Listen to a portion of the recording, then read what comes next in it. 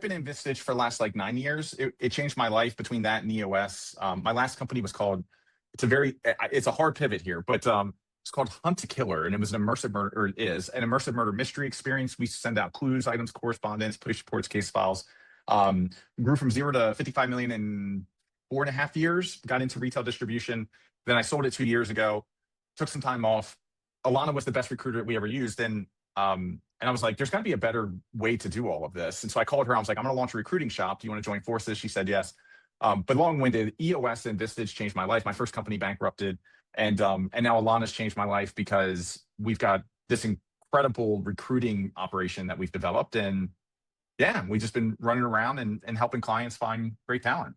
You do mainly sales recruitment, or you do all kinds of recruitment? Do you? We do.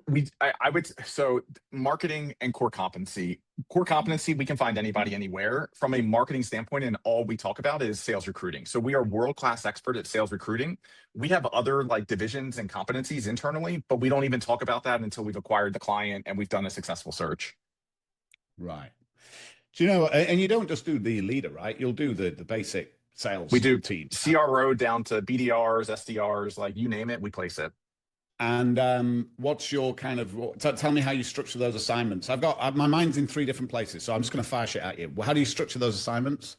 Yeah, so our whole goal is to make expert recruiting accessible for small, medium-sized businesses. So we've changed the entire, traditional business models are incentivize the recruiter to sell you on the candidates that they bring you. That's not a partnership. And so what we do is we call it RAS, recruiting as a service, and it's a flat monthly rate for each role. So let's say someone needs 3 BDRs. It's the same flat monthly rate, $6,200 a month. They can hire as many people as they want. No contracts, no commitments. Like, we're just here to do great work and and partner with great organizations. So you charge $6,200 a month until the role's filled. Is that right? Yep. Typically about 43 days. No matter how many. I could ask for 10 things, 10 people, and you'd be. Now it's going to take you longer to hire 10 people. That's pretty smart, actually. But it's but that's the model, right? That's the model. Stupid simple, and it makes us a partner. Well, what does and if I wanted to sell that in and upcharge it and wrap you as me, that would be all right? We would be 100% okay with that. Not only that, but like we have different, like EOS, we've got different core function areas. We have a recruiting machine that we can bolt up to anybody. So if you were like, hey, I want to start Carlos sales recruiting, like plug it into our machine and away we go. I imagine you're running a podcast funnel, are you? So, hey, come on, I'd love to have you on my podcast, get you exposure. Well, our guys will snip it up and send you some assets. But really what you're doing is you're getting in front of your ICP. Is that right? That's correct. Yeah. Beautiful. How is that funnel working for you? Because it's something I toyed with a number of times and I never pulled the trigger on it because I wasn't sure if it was getting old. But if you're still doing it, it's probably not getting old. Yeah, it's like we got very lucky. Like we had a vision for how all this would work. It didn't work the way that we thought it was going to work, but it worked much better. So for instance, like we thought we were going to use this content to get in front of ICPs. We did not seeing our infiltration into the ecosystems. But like number one, we focus on ecosystems because so if we focused on ICPs, bring in a prospective client, have an interview with them, maybe we get a 2-to-1 on that investment. When we bring in channel partners, we could get up to a 10-to-1 because most of our channel partners have between 15 and 25 either clients or members or things like that. And then when we break into ecosystems, we get an amplification because now after 2 years in EOS, everybody knows myself, everybody knows Alana. So for us, we're very specific about that.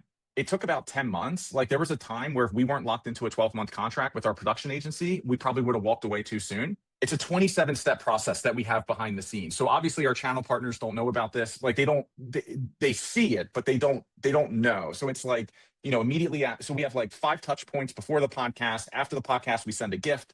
Then we've got a phone call. Then we've got like a white paper for their clients that are thinking about what the hiring landscape. And there's a 27 kind of touch point interaction over a 4-month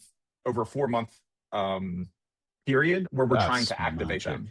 Then the key is how do you then turn the dial on actually getting access, which is why you've got a flow that sits behind it. I imagine of those 27 steps, it's like 5 of the steps sit before the interview and the rest of them sit after the interview, which is really smart. Have you automated all that too, which is genius if you have?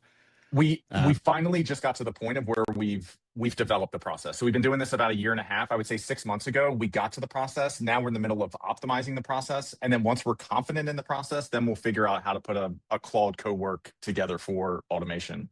The second thing I was thinking about was in terms of, I've always thought recruitment was a very attractive. I mean, you've just added rocket fuel to what I already thought was.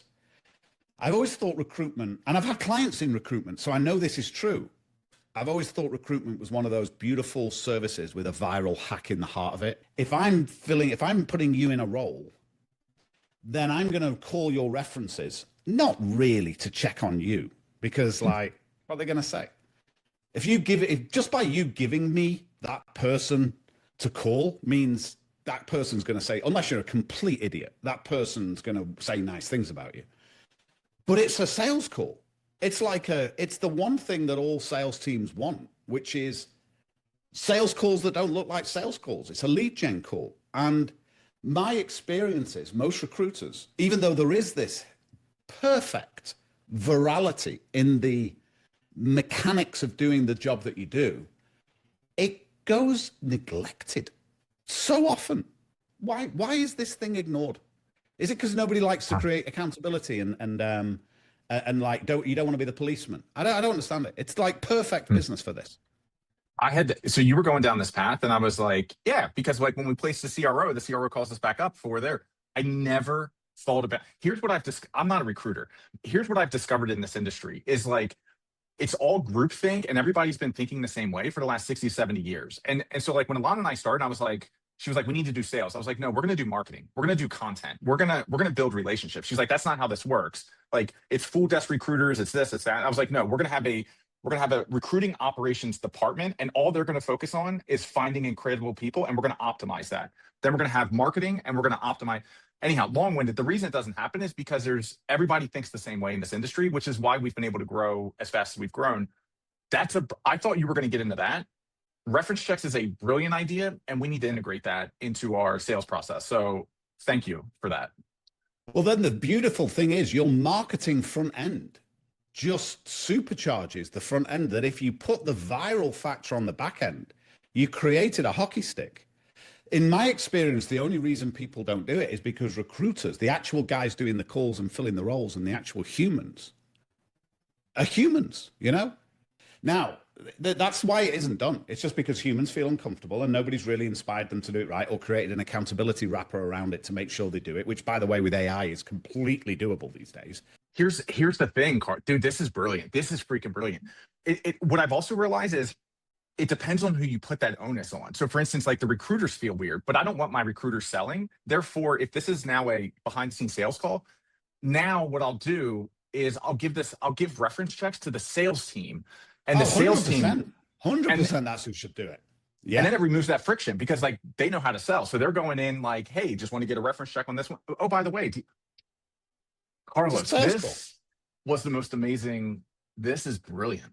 The challenge is that, and this is your big challenge, I suspect, for what it's worth, we've only just met, like I'm giving you your challenges, but the challenge I think is going to be this brand gets so connected to Ryan that it becomes Ryan dependent, and that'll steal its value, because you could create something worth $1 billion here if you execute this right, but it will never be worth that whilst ever it needs your mustached face on the front. You have to find a way to disconnect it from. It works great now as a personal brand, but it'll get in its way of value when it requires your calendar. Even though I imagine you quite like doing it, so maybe it works fine. Fantastic. Listen, it's been great to meet you. I know you've got to get something else. Let's keep this channel open. You've got my link, book time on my calendar. I think it's very interesting. Let's do it. To meet you. I'll get you on the podcast. Thanks, Carlos. Later, buddy. Take care. Bye. Nice to meet you. Bye-bye. You too.